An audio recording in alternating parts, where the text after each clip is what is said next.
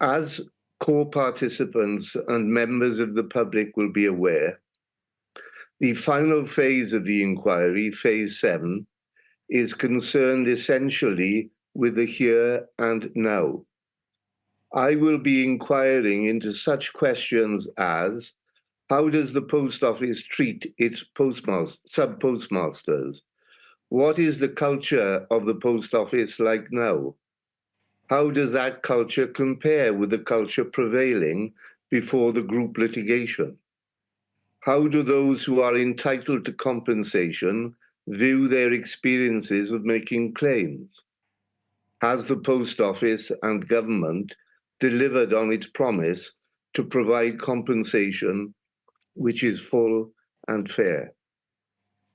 In order to help me answer these questions, I have commissioned YouGov, an independent research and data analytics firm, to conduct 2 surveys. One survey is aimed at current sub-postmasters. The second survey is for those who have applied for compensation under the Horizon Shortfall scheme. I want to hear from all of those persons to whom these surveys will be sent.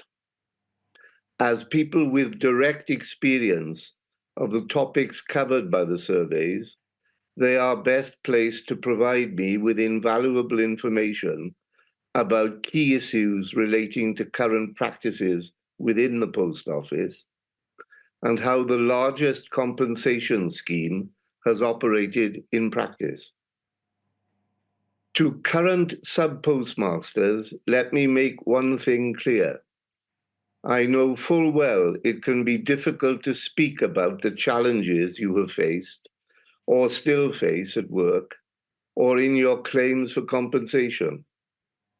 Let me assure you that these surveys are in no way connected to the post office. They are anonymous, and no individual will be identified when the findings are published. Some of the applicants to the Horizon Shortfall scheme will have negotiated compensation payments with Post Office on a without prejudice basis.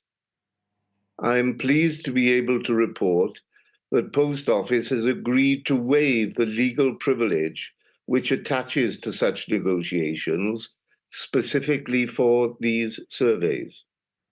This means that those applicants who conducted negotiations on a without prejudice basis can share their experiences when responding to the surveys without fear of repercussions.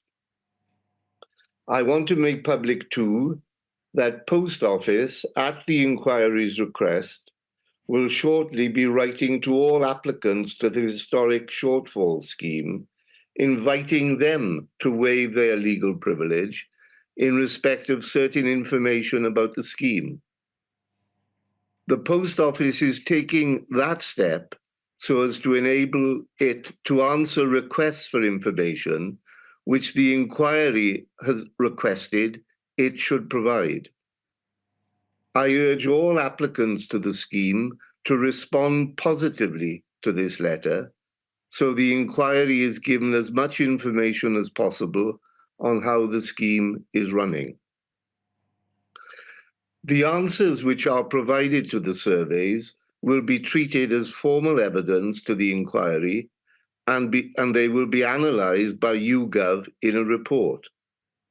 Such a report will, I have no doubt, help to make sure valuable lessons can be learned. From this week, some 16,000 people will be contacted directly via email. The surveys can be completed online or over the telephone for those who need reasonable adjustments. If you are both a current sub-postmaster and you applied for compensation under the Horizon Shortfall scheme, you will receive 2 separate survey links, one for each survey. Let me conclude by saying this. Human stories are at the heart of this inquiry. As will be obvious by now, And as I have said from time to time, I have been deeply affected by the accounts of the hardship and suffering endured by many.